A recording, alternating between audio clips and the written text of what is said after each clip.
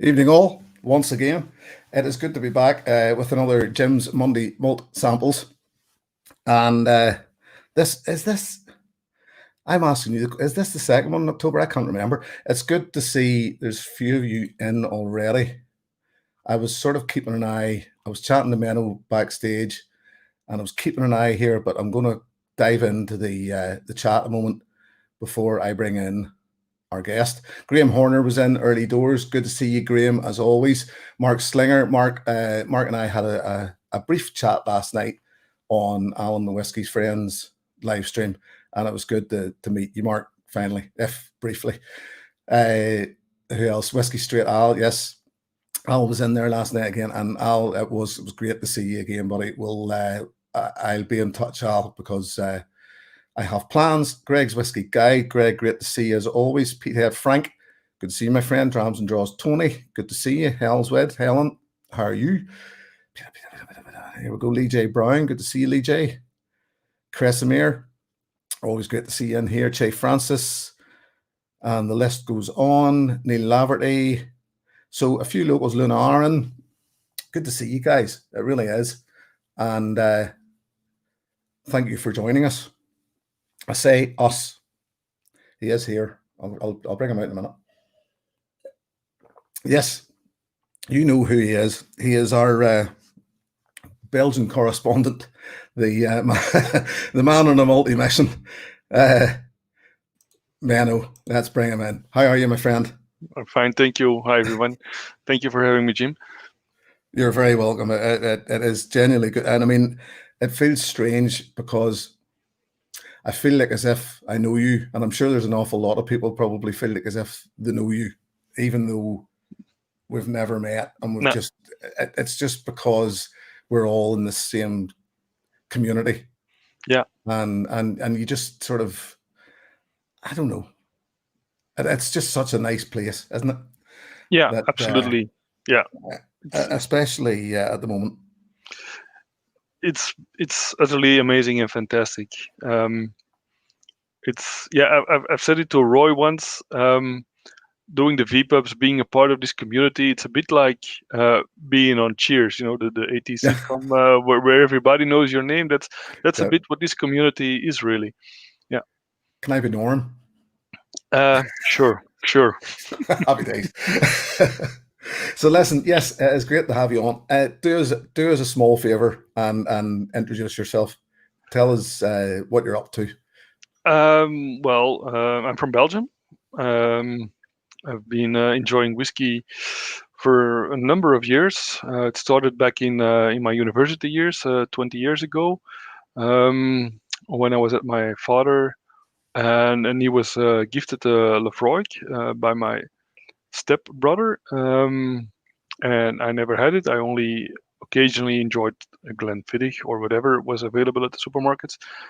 But then there was this Lafroig 10 that was poured, and it just knocked me off my socks. And yeah, I was still in college, so budget was limited.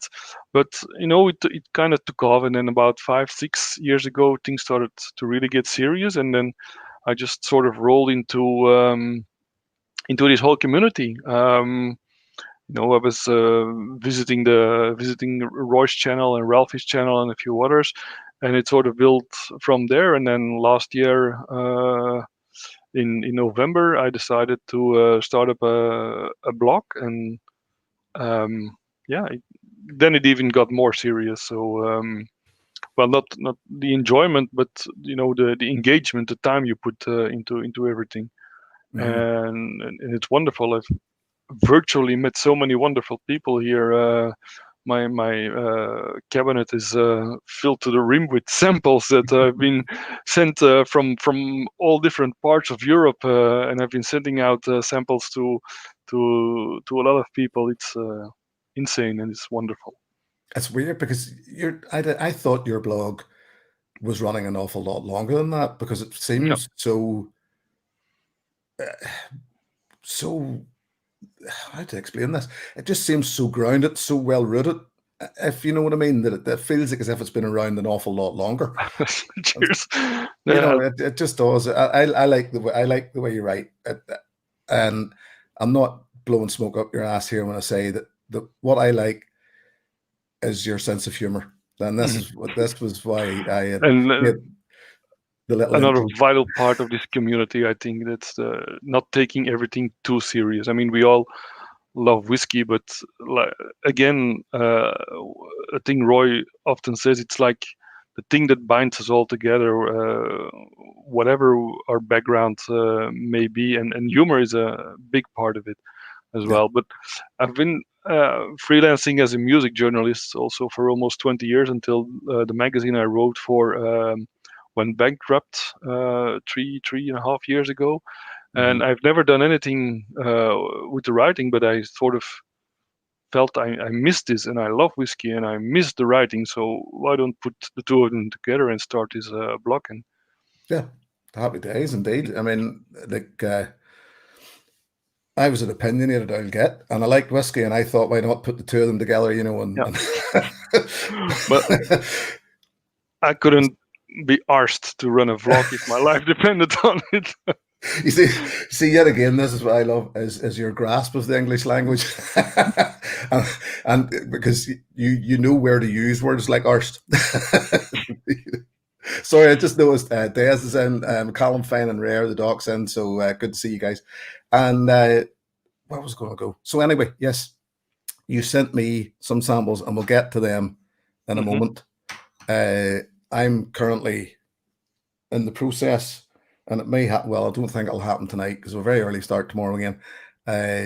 Of a small Kilkerran 12 to warm up, because the last thing that I had was toothpaste, so I thought better. Flange. So yes, you're a family man now as well. So you're another man that has to. Two daughters, 6 and 4-year-old, so quite a handful. Yeah. Oh, trust me, they'll not get any better. Thanks for the motivational speech. That was something that we're Menno and I were discussing backstage, that yet again how the current mess and situation has changed our personal lives, but at the same time, as I said, we'll get through it, we'll get by. So we will. While there's good whiskey out there and good friends, we'll be fine. So I'm going to jump quickly into the chat again, Menno. Can you see the chat? Yeah, I've got some of it, and I can switch back. I just wasn't sure whether I still had it turned on or not, but just to see if anything was being said.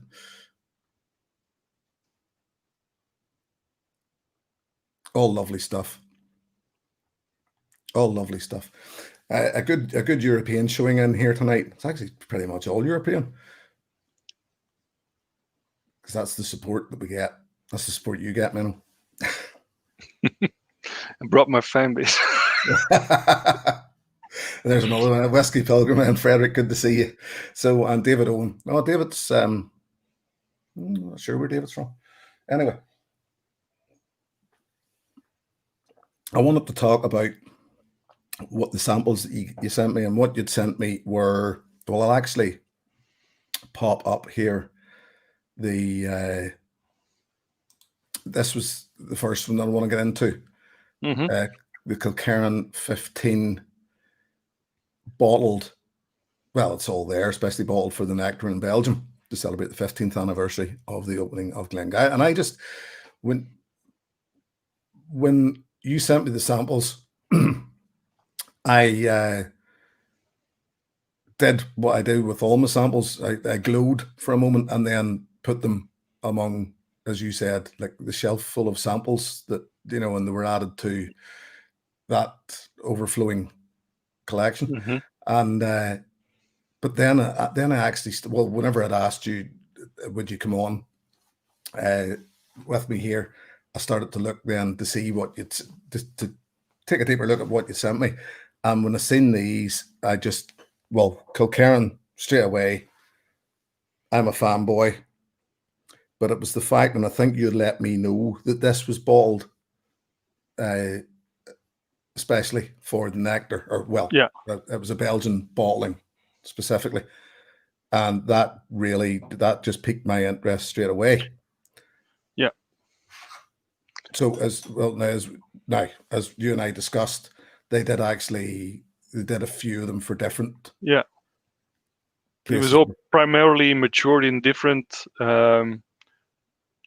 casks of different styles of sherry, and I think a port one as well. And then for the last 5 years, it was put in a refill bourbon, I think. Yeah. Mm-hmm. Yeah. Refill bourbon hogshead. Yeah. I think it was even to tone it down a bit because it was a really active cask. Yeah. I would think so, because it's I mean, as I said to you when I poured it, it's an incredible color. Yeah. So it is. And as you said about toning it down, and that's something that as we grow and learn, I think is incredible in whiskey. I don't know whether I've actually said this before, but I think of whiskey as being like a song, a specific whiskey. And this will be relevant to you as a musician. Well, I'm the drummer, so I hang No, out. no. We're the rhythm section. But in that, to make a whiskey, to write a song, Mm-hmm. And you'll know this, even as a drummer, to write a song, you could do it very, very simply. You could have 3 chords, and you could play the same 3 chords and make it very simple, like country music, for example. Yeah. And then, but all it takes is to add a 4th chord, and instantly that song changes. Or take those 3 chords and just change the rhythm slightly in one of those chords, and instantly the song changes. And to me, whiskey's like that, in that you could make whiskey very, very simply by, here's your spirit, here's your cask, this is the way we make whiskey, and that's the way. But it's and when I think, certainly when I was new to whiskey, this was the bit that I didn't get, and the whole world opened up to me whenever I discovered how many ways, how many implications there could be, and just a very small tweak of maturation. You know what I'm saying, that it can change very quickly. And this was then when I looked at these, and as I'm saying store picks, I suppose they're sort of store picks, but they're exclusively bottled for. Yeah. And I just think this is incredible, because this is a distillery doing this. There were 222 bottles of this, so it really was what you would call a store pick. I mean, I really appreciate it. That must have been it was the Fino Sherry, and then it was bourbon punch. It's got a very sappy nose, actually. It's the first thing that I get out of this. Like a tree sap, almost. Oh, it's big. Yeah. It's big. I mean, I'm about down to the final third of the bottle, but that neck pour and the few after that was wood, sherry, wood. It was very oaky, very woody, very big, and luckily it developed a bit further. But it was, well, it's still a powerhouse, but it was even more a powerhouse on the neck pour. It is wood. It's a lot of wood. Sorry, just to get back to this, Whiskey Pilgrim is asking. It is the Kilkerran 15-year-old bottled, specially bottled for the Nectar in Belgium to celebrate the 15th anniversary of the opening of Glencairn Distillery. And there is, I just noticed actually the 222 bottles, and we were talking about this earlier, that I think there was a version released for Holland. I noticed somewhere in the background. Yeah, there are like 6 or 7 different releases for different markets. I think there was a UK release. an Asian release, and then a couple of other European releases as well. But what it actually got me thinking was, this must be a right pain in the arse for the collectors, bottles like this, because, and I mean, I often think, whenever I think collectors, I think of the whiskey friend Alan, because Yeah. that series of Kilkerrans Yeah. behind him on the shelf, and I just think, I wonder, does he have one or many of these, you know? And it must really be a pain, because as I described it to you, it's like Pokemon, you got to catch them all, and if you're that way inclined, getting your hands on something when there's only 222 bottles of it released must be a nightmare. Yeah, because this was released, I think, about a year ago, and it was pretty much all gone before it hit the shelves. It was like regulars at the stores or good customers got, when the word got out, they immediately reserved their own bottle. So I kind of had given up hope of ever finding this, and then until just a newsletter from a local store popped in, and it said we have one bottle of this. So I dropped everything I did, jumped in the car, and went to get it. So it's funny, something just popped up here, and the reason why I've highlighted this is you suggested the same to me, that you actually preferred the Kilkerran Oloroso over this slightly. I think it has because of it's half the age of this one. It's a little more youthful, a little more vibrant, but it's a very, very small margin. Well, it's yet again, it's one of those things that you said it yourself, that they've used perhaps the bourbon to tame this a little, to calm it, to pull it back a bit. So maybe the 8 years was easier to control over a short length of time. Perhaps. I'm going to get into this. I know you don't drink during the week, do you? Really? No, I try not to. Yeah, fair play to you. But if you don't mind, I will. Otherwise, this would probably not be much of an interesting watch. Cheers. The water novice, ladies and gentlemen. Oh man. Ooh. That is bigger, much bigger in the palate even than it is in the nose. But it's full of flavor, but very, very, very woody, as you said. I still think it's quite woody, you know.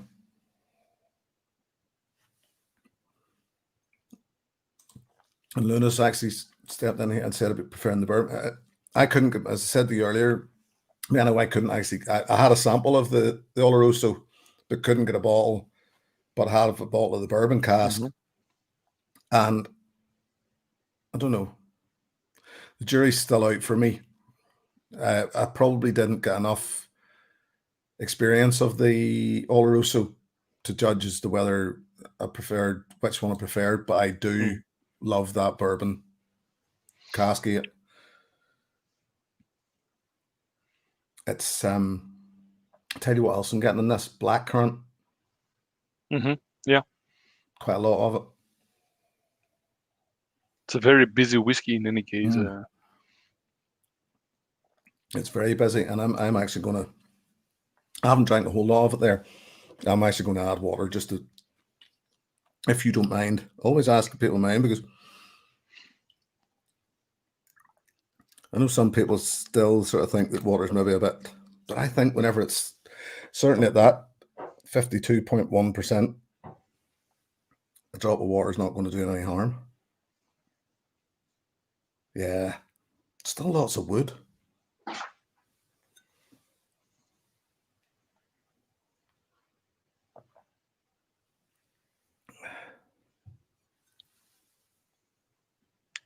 Oh, Drew from AZ's in. Drew, good to see you from Arizona. Hi, Drew.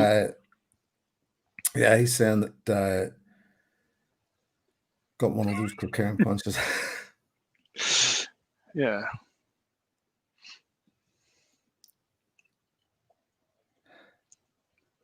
I can see how that would be a bit of an ambush. Yeah, very much so. But not, I mean, it's what we expect of Kilkerran. Good spirit. Yeah. Experience in the maturation.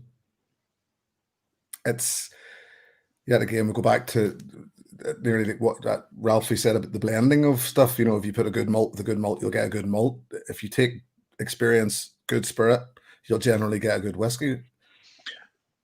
Yeah, and we talked about this just before as well. That I think what makes Kilkerran stand out a bit is that it suits itself for a lot of different finishes or maturation. It's a bit like a chameleon. I mean, it's always Kilkerran, but the 12 is fine and subtle and understated, and this is big and bold and out there and in your face, and it all works. And I don't think many distilleries can pull that off. Yep, no, agreed. And as it's what they do, and yet again, you and I discussed this. It's what they're doing at the price that they're doing it at that always amazes me. I mean, they're putting out high-end whiskey at medium range price, in my opinion. And definitely they're to be applauded for it. And everything, it's, well, I was actually going to say about the transparency, but I still Sorry. that thing about the Oloroso and the bourbon, where they didn't, both bottles, or most of their bottles, just look identical, and they just, it's basically a different age on it. That's the difference. You've got to figure out for yourself what this thing was matured in. Daniel Vermaas is in the evening, Daniel.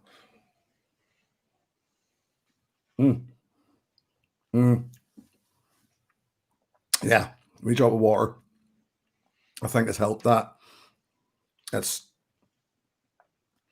turned down the punch a bit naturally, and turned up the flavour a bit as well. But still, I'm still surprised how woody it is. It's still just, the wood seems to be just sitting on top of everything for me.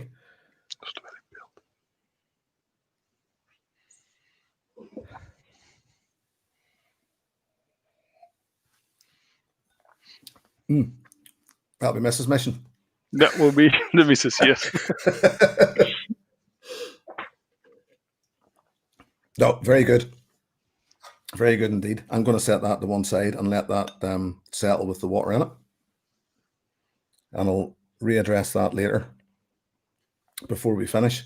I'll go back to the 12 for a while here and and cleanse my palate with with their 12-year-old.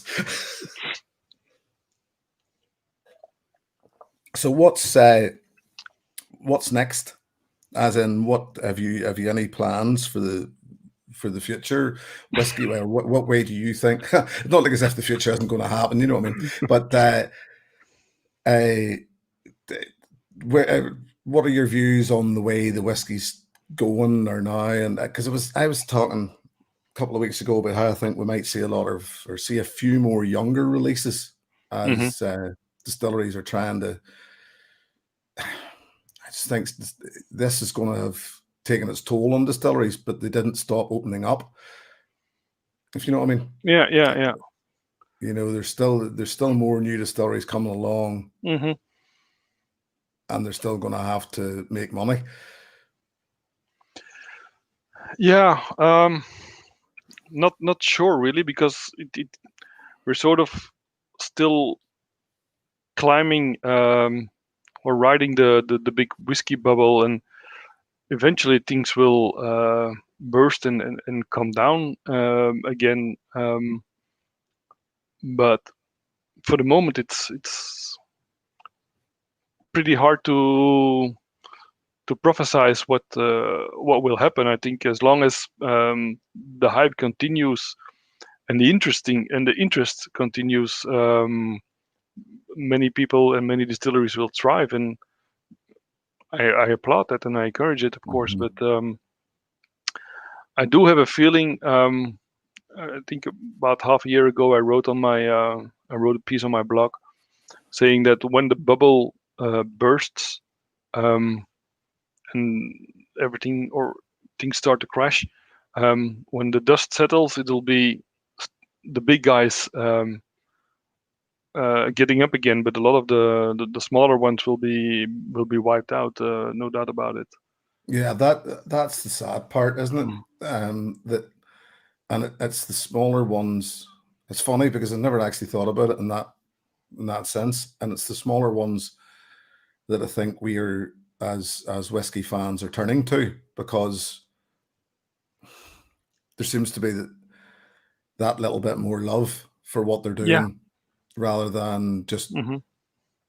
pumping out whiskey just I mean, well, it makes sense. They're not owned by big conglomerates, big names, so and it's sad that I think you're right. They're And 100% that right. and like the nicknames and the, well, maybe not Art American, but um, Daft Mill, the small ones who are really tapping into the enthusiast market, and um, I mean they will be the ones that will struggle. I Do you fear. think? Do you think is there enough of us to keep these alive? Let's hope so. Yeah, I mean, because it's it's, it's it's it's again the high tide makes all the ships rise, but it will be the big ships who will stand the storm. mhm. It's strange because I would never have been and never am a naysayer. I always try to think on the positive, you know, and since before I came in, I really started to take whiskey seriously. People were talking about the bubble bursting, Hmm. and you come back 3 years, and it's weird that I keep thinking that I don't want it to happen. Of course, I don't want it to happen. I think something has to give because prices can't keep rising the way they are Hmm. and hold on to us. Hmm. To me, you'll start to lose fans and friends uh, if you don't uh, if they don't start control things. Sorry, Luna. Apologies, Luna. I noticed Luna had said this earlier on, and I missed it. So yes, by all means, you can, Luna. Uh, it's weird how Irish whiskey seems to have become this big thing in Germany. I don't Well, know not whether just that's in Germany. I think they're on the rise as well, pretty much everywhere. There's a lot of good stuff going out, and whether you like it, whether you like him or you don't, that's not even an issue. But I think what Waterford is doing for Irish whiskey at the moment automatically draws attention to it, and to the other distilleries as well. So yeah, it's I think.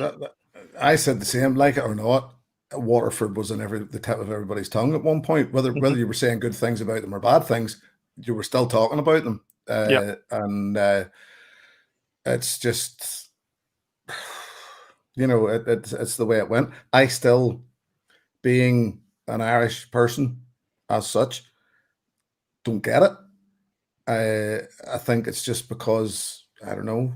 I still personally think there's an awful lot more variety in Scotch whiskey, Mm. and always will be. Well, I'm not too sure. You could be right, of course. Might have to do with the fact as well that 90% of Irish whiskey was coming from the same few distilleries, and that's starting to change now as well. So we'll have to see what the future brings, because there's a big difference between what a triple pot still Irish whiskey is and what just a single malt double distilled Irish whiskey brings. So No, I agree with you. And I just, I keep saying it. I'll say it again that it's still in flux. Irish whiskey is still very, Mm. very much in flux, and it's going to be 10 years before we know what Irish What's what? whiskey is Yeah. like. Hmm. All of these new distilleries. I still think I said it last night when I was on with Alan that Waterford did the right thing in that they held off, they waited, they gave the cuvee come out first, I believe, didn't it? But so we're trying this weird mix of their whiskies, and then all these singles come out. I think they did the right thing, and as I say, they waited until you were getting Waterford whiskey rather than them pumping out yet again, just being another new distillery pumping out other people's whiskey. And then, but as I said last night, what got me about Waterford and what still gets me about Waterford is the whole really pushing the terroir Hmm. and then maturing them all in different ways. I just thought Yeah. that's utterly pointless, Hmm. because I want to know what your spirit tastes like Hmm. from different farms, but I'll never know because If you want, I think there's only one point you can tell if terroir is a thing and or isn't a thing, and that's when you try the no make. I think yeah, once it get put in a cask for a few years, the nuances and the differences will just vanish into the oak. yeah, agreed. And yet again, it's back to what we were talking about the about whenever I was saying about songs and writing and whiskey, and it just proved that even having tried two Waterfords, they were completely different, black and Hmm. white. So Hmm. it's, as you said, you don't know where that has come from. Is that the cask influence, or is it terroir? Obviously, terroir has to have played, or you'd hope terroir has played in there at some point. But I said the same thing about the Octomores. Hmm. You make the big, Bruichladdich make the big point about this being Octomore barley. They Yeah. named the Octomore after it, and then they so heavily peat it that it could really be any barley. But in fairness, I suppose Hmm. maybe this is because the Octomore barley takes that sort of peating or something. I'm not 100% Hmm. sure of that, but But that's also, yeah. Of course, they're both, or what Bruichladdich is today. Of course, also comes from Mark Grenier's influence yeah, from the past. So yeah. That often seen Mark Renier and terroir go hand in mm, hand. hmm. So anyway, whiskey friends, and good to see you, Alan. It was, as I say, I was on with Alan last night, and it was interesting as always. I know he went on for quite a while after I left, but I just can't do marathons. So look, I'm going to move on, if you don't mind, and try, because the other one, well, one of the other ones you sent me, which I want to look at, because yet again, and I will find this uh, just to show folk, because it's in here somewhere. This was one of the elements of Islay, Hmm. Peat and Sherry, and yet again exclusive to Belgium. Yeah. And when you said I, something about this earlier, that it was exclusive, but yet again it was released in Germany. They released. yeah. I think they did a version for Germany as well, and this one is to. I deliberately chose those Belgium exclusive because why would I send you Yeah, samples of stuff you could find where you live as well? So oh man. I said to you earlier, even just as soon as I poured it into the glass, uh, Luna, I'm not even sure. Sorry, Luna. I know Luna is, and I will, Luna, by all means. It doesn't. I'm quite happy. I just don't understand why it wouldn't let you post that. If anyone can help out as to why it won't let Luna post this link, let me know, because I don't have an issue with you posting that, Luna. If it will come up, yeah. But yeah, this as soon as I poured it earlier on, it appealed to me because, as I said to you, peated whiskey, matured in sherry, what is just or blended, whatever way they do it, it's just right up my street. It's just so, it's creamy, but there's menthol or something in that as well, almost like a mentholy note. You said it took you a while to get. Yeah, I'm got this much left, and that's my only issue with these Elements of Islay bottlings, is that it's 50 cl, because this took me a while to really fall in love with, because in the first few pours were like, really, there was peat and there was sherry, and it was like an old couple living in the same house, not talking to each other. And it took half the bottle to really integrate, I think. And now it's a cracking whiskey, but yeah, it's, almost finished with it as well, unfortunately.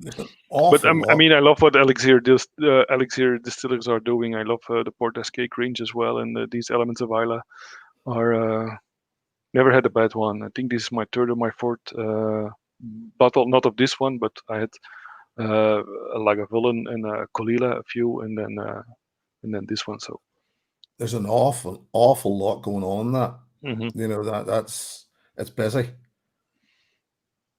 And that's the thing, when it clicks peat and sherry, there's something happening that's, to me as well, it really appeals to me and it talks to me, and it's very Moorish.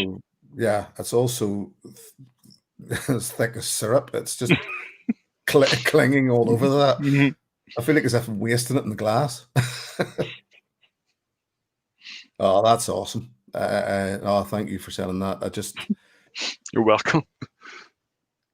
I must actually look out for that. I mean, that is, well, sorry, I know that there is, I think Greg's saying there was a UK version.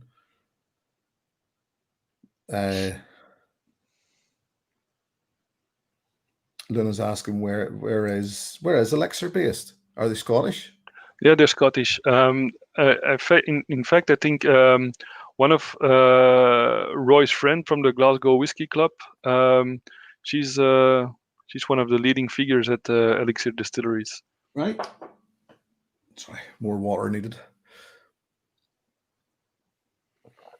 Yeah, that's a great nose. Oh.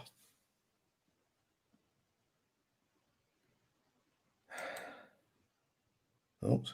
Yeah. There you are, Greg is son.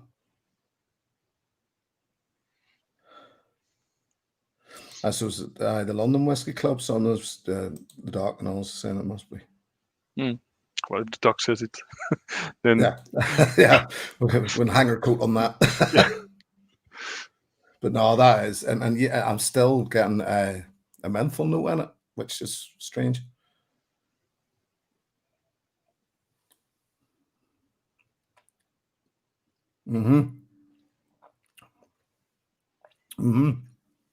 Oh,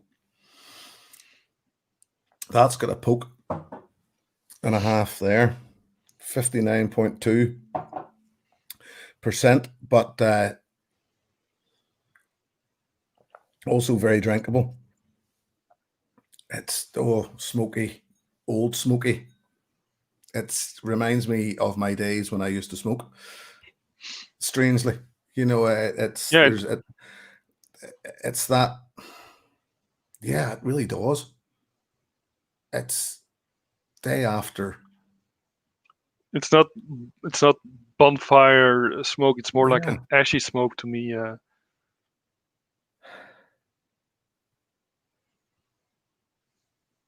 Yeah, sorry, just jump and here again. Yes, Daniel Vermaas sent Luna, by all means, as I say, if you wish to send that to me, I can even pick it up on my phone and I'll fire it in as a link somewhere, if I can do so.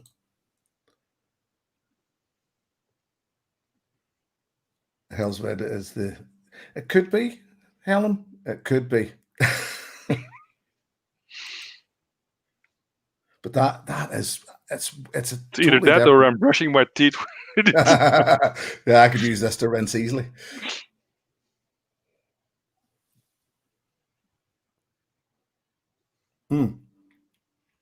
I don't think I've had a smoky whiskey in that sort of style.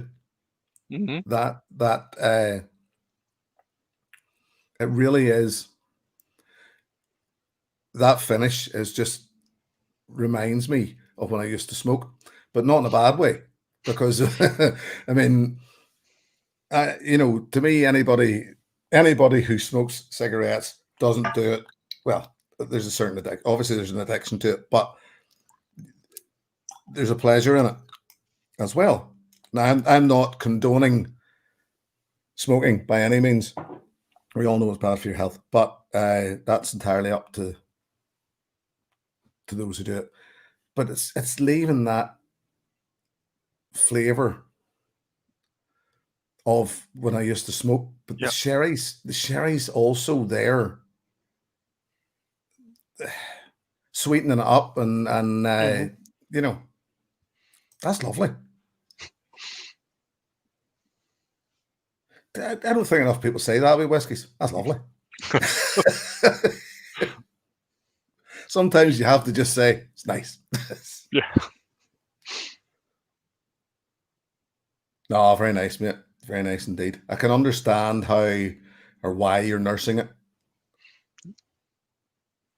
I think I can find another bottle of this, no problem. The Kilkerran 15 might be a different story, but I think local store has about 3 or 4 left of these, so Right. might pick up another one. You have the right idea to not drinking during the week. That helps with nursing. Yeah, exactly. Oh, very, very nice. Oh, Radek's in. Good evening, Radek.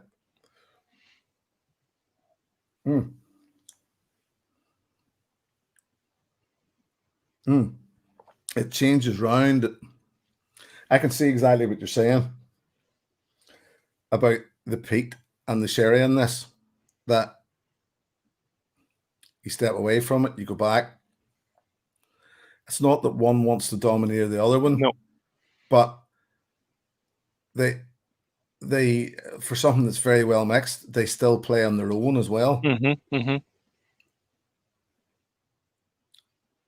And as spicy as it is, it's also very fresh at the back. Yeah. To me, an example of a whiskey really matures the peat and sherry brilliantly is the Buna. I'm gonna butcher this. The Tocha Ka, or whatever, however you pronounce. Go ahead. I'll leave you with that one. Work away. Yeah. I wouldn't try it either. No, but and this is not like that. There in that Buna, you have the peat and the smoke and the sherry so well integrated into one big bold experience. And here, like you say, it comes around. One moment is the sherry doing the talking, then is the peat doing the talking. Then you pick up a bit more smoke. Then it turns into a bit more of a Christmas cake sensation again. So it's a very interesting whiskey. It really is. As I say, there's an awful lot going on in there. And you actually reckoned, did you suggest to me earlier that you thought there might be Buna in this? I think there might be a bit of Buna in this because of the ashiness. I also find in some peated Bunas, but then could be Lafroig or Ardbeg as well, because Ardbeg has that ashy note as well. So, because it's weird, because it'd be nice to actually try it. What's he saying? Go ahead. Oh, it's it's phonetically pronounced. I would, to try this, because I haven't actually tried it, but to try this alongside maybe something like the Moin Oloroso or something like that, that and maybe it would play slightly in that. Although I think maybe because I know the Moin is certainly an awful lot softer as a smoky peated whiskey, because this has an Ardbeg edge for me, Yeah. in that it's quite a fresh smoke. It doesn't hide away, whereas some of those other ones, as I say, to me, even the I'm not gonna lie because I have one over my shoulder. The Boone I have in mine, to me, it's just a sort of rounder, softer, smoky Hmm. whiskey. Hmm.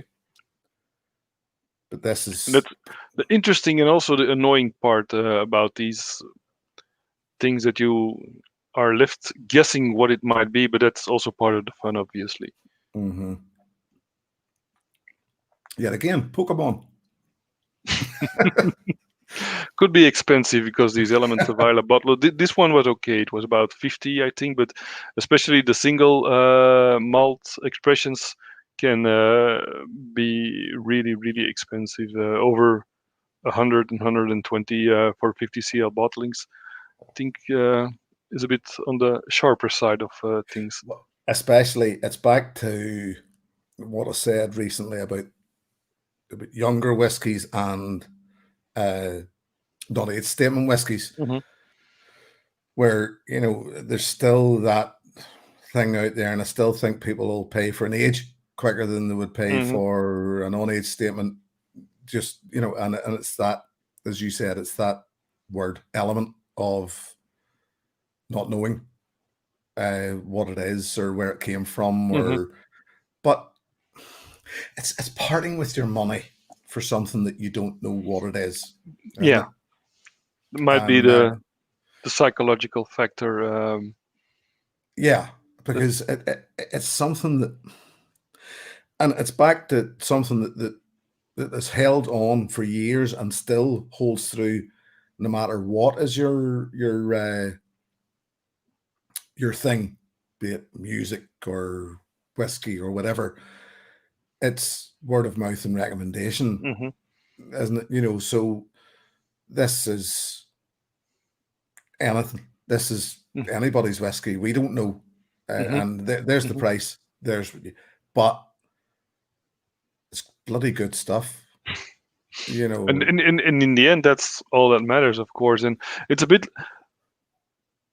I mean, these two, both the Elements of Islay and the Kilkerran, have become brands I've come to Mhm. know and trust. So I'm at the point where I would just pick up a bottle without having tried it first, because I know they won't disappoint. They might be too expensive for what it is in the end, but it still will be a very good whiskey, no matter what. You see, yet again, there's another path um, that you can go down, and I think we all find our own. I think we all find our own way a little, and that you get. I wouldn't say stuck in a rut, pardon me, because it's Douglas Lang for me. I just don't think Douglas Lang can do any wrong, really, Hmm. and this is just something that I've built up. It's not something that built up in my head. It's just because I haven't had a bad one. Hmm. So Hmm. rather than necessarily, if I have the funds to do so, rather than chase something else, I'll just buy a bottle of Douglas Lang that I've been wanting anyway, Hmm. knowing that it's going to be good, Hmm. or having that faith in them that it's going to be good. And even what they're doing with Strathern, and that it's just going to be good stuff. Yeah. So it's strange that what I can totally see what you're saying there, that we nearly get ourselves into a point, or I think anyway, we would nearly get ourselves into a point where you stop buying whiskies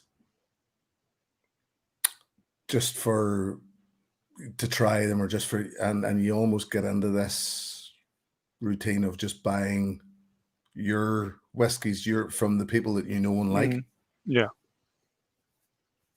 knowing that you're spending your money wisely, rather than, because I'm still in that position at the moment where I just keep wanting to try something new, something different. Yeah, and that's you know being in whiskey, or enjoying whiskey for a number of years, I'm still at the point where there's so much to be discovered. And I'm not just talking about these new exciting releases like the Nicneen or the American or whatever. Even from the well-established brands, there's quite a lot of whiskeys I've never had to try, or only have one or two drams at a festival or at a tasting or with friends. So that's the beauty of the I won't call it a hype, but the boom we're having now, that there's so much whiskey being produced and so much whiskey being and good whiskey being available, even at supermarkets. If you look at what you would find 10 years ago, you have Johnny Walker Red, Johnny Walker Black, Chivas Regal 12, and perhaps Glenfiddich or Glenlivet, and then you would be pretty much done. But now they have even a modest supermarket will have 30, 40 different whiskeys on the shelf. So yeah, definitely. Sorry, just before we move on, Whiskey Jason just popped in and asked what's the topic. We were just talking about you, Jason, behind your back, waiting for you to come along. always. No, Jason, we're sort of talking about, well, it's always loose as usual, but we're sort of talking about store picks and bottled exclusively for, and I'm actually, Jason, this subject would actually suit you down to the ground because you pick up some rare whiskies, and I always find it very interesting about the difference. And this is the thing, what you just said there, Menno, that every now and again I wish they would nearly stop, pause for a while, and let us catch up. Yeah, because it's that's I think I'm fortunate that I don't have, or maybe a little, but not like other people who have the chasing whiskey virus, who they feel like you have to be on top of the game, and it's impossible. I mean, Yeah. I don't have the means, I don't have the store, I don't have the liver. So yeah, I'm pretty much at a point where pick your battles, but it's the same with whiskey. Yeah. I haven't had the Nicneen. I haven't had the Waterford. They will at one point be in my cabinet, but I'm not overly eager to get my hands on a new release every time something new becomes available, because it's a game you can't win. You'll always be one step behind. Exactly. Yet again, it sort of annoys me a little bit about distilleries like Waterford, that these releases are almost so limited. There's an amount of that one and it's gone. There's an amount of that one and it's gone. And it's this fight, this, people clawing at each other to try and get their hands on this 1.1. Oh, I've got to have the 1.1 because then I'll have, and I just think to myself, it's not worth it. I can't really be bothered. I would rather sit back. Yet again, as you said, plenty of good whiskey out there. If I don't try it, I'll not. It's not the end of the world. I'll try something else. And it's funny just what you were talking about. And Mark Slinger came in and said this, and that doesn't surprise me in the slightest, Mark, because I can't remember who I was talking to. It was Pete Head. Frank, yeah. It was Frank the other day, and as I said to Frank, that there was chat about, it was about the Springbank 15, and as I said, a short drive and a pair of binoculars, and I can see Campbelltown, but to buy it, no, I have to jump through the same hoops as everybody else to actually get my hands on it. So these stores and trying to get hold of these whiskey, I think that's part of the problem, is trying to get hold of them. And as you said it a moment ago, the hype builds up ahead of them. And you just feel like as if you've got to have it. But as I say, it's every now and again, it's nice just to step back and go, nah, can't be bothered. You guys work away. And I trust you all enough. And I do. That's the thing. I trust everybody in this community, that if you say it's good, or if you say it's bad, or you say whatever you say about it, it's for you or it's not, and it's just fair enough. You can trust opinions, and it's not worth the chase sometimes. No. As Helen says here, you go bankrupt very Hmm. quickly. Yeah, and divorced. Hmm. Even without chasing them, that could happen very easily. I actually hate. Well, I don't hate. Hate's a strong word, but this time of the year, as in the lead up to Christmas, is just a torment for me. Hmm. And that, and I imagine most of us are the same. That all the deals come out, and it's just a case of, look, I can't. I've already bought 4 this month. That'll do me. I'll not bother. Oh, hold on. It's a good deal. Hmm. Hmm. One more wouldn't hurt. Yeah, yeah, I know the feeling. But anyway, listen. I'm going to wrap this soon, if you don't mind, because I know both of us have early starts, and both of us. Anyway, Menno and I were chatting in the, as I say, the green room prior, and when Menno came on, I asked how he was. He said, tired. He says, how are you, Jim? And I said, I'm exhausted. So uh, we were uh, we were Feeling much fighting. better now, but Yeah, well, just that's the being thing. being in this with these people, being with you, chatting, takes my mind off things because well, I've had a 9-hour workday, of which 6.5 of them were stuck in meetings. So Yeah, yeah, this is the sort of meeting that you don't mind. It's no. weird because I felt a while ago that I would quite like to work in the whiskey business, and then completely changed my mind overnight. Completely changed Well, my mind. it's I think it's like you said when we talked about being a musician. It becomes just a job rather quickly, and I think it would apply as well to the whiskey industry. Yeah. Even with all the benefits and being right at the center of it all, even then it would become just a job. I think at some point. Well, I 100% agree that that's what actually changed my mind. Mm, I just thought that I don't want to love. I don't want to lose mm, this hmm. love, Yeah. and I certainly, becoming a full-time musician, stopped listening to music. Just couldn't be bothered. The way I looked at it was, it's my job, and I don't want to. I can't be bothered listening to other people doing their job. Hmm. Hmm. Hmm. So I quite happily stopped at that time listening to music, and I didn't want to do this. I didn't want the same thing happening with whiskey. I was, uh,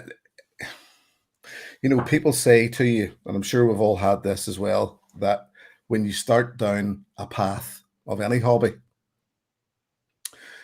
it'll never last, or after you grow out of it, or something. And it was said to me that, because it wouldn't be the first hobby that I've had that just, Hmm.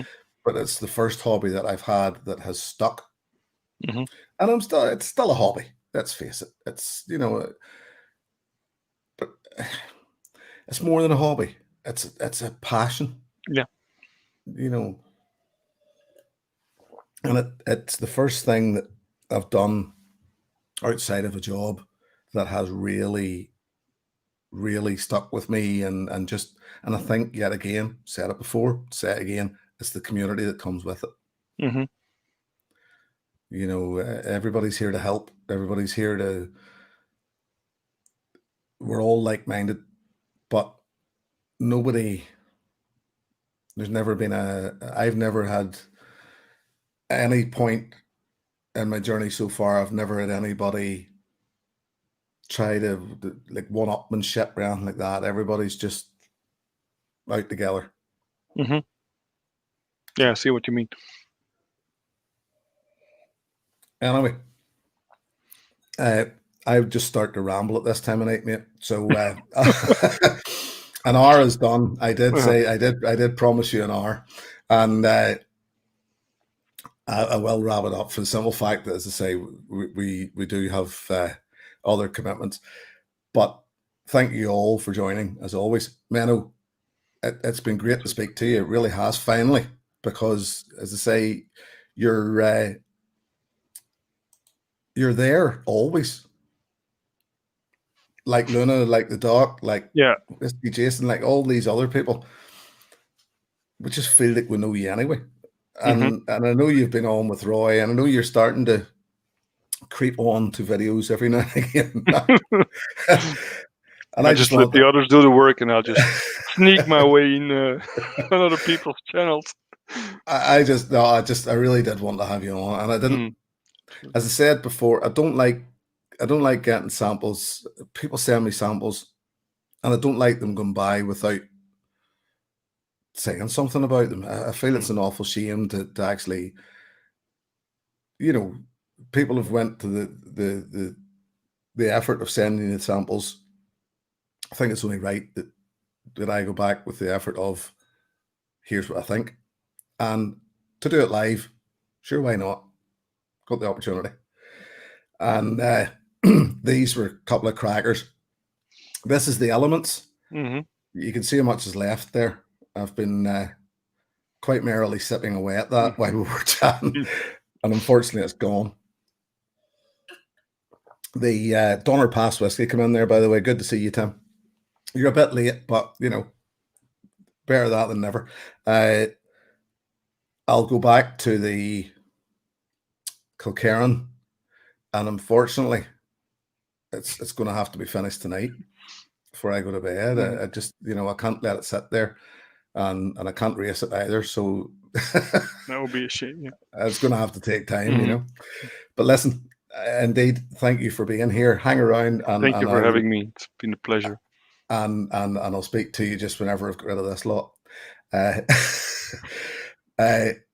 Cheers, buddy. Cheers. Yes. No, whenever I say I'm getting rid of you lot, I love you all. Of course I do. And it's as always been a pleasure to have you here. It's been a pleasure talking to you. And that's pretty much this one wrapped up. I'll not be back in November. And here's for why. The only Monday that I have available in November is my birthday. And as much as I'll hardly be out partying for reasons, I will probably be having dinner within my bubble and drinks within my bubble. And it's not like as if I'm not leaving you out. Honestly, I'm not. But it's just that, so, but what I will do, well, cheers, Donner Pass, Tim, but it's not for a few weeks yet. But what I will be doing then is I'm planning on doing a couple in December of live streams. And one of them, well, maybe even both. I'm planning something a little special for November or for December. A couple of things, and it's good to see. I just noticed a couple of Scorpios, or certainly November ones there. Greg's Whiskey Guide and Hell's Wed. Was it Hell's? No, it wasn't Hell's Wed. No, it was Luna. And actually, if he's still here, Graham Horner actually shares a birthday with me. So there you are. But yes, I'll be back in December, and I'll be back with a couple for you in December. And I'm looking forward to them. As I say, I'm planning something a little special. I hope it comes off. It's still at very, very, very early stages. But I do hope it comes off, because if it works, I imagine it'll be a good thing. It'll be fun, put it like that. For now, a massive thank you to Menno for coming in tonight and having a chat, and for the samples. I have thoroughly enjoyed. For what's left of this, I will say to you all, here's to your good health. Cheers.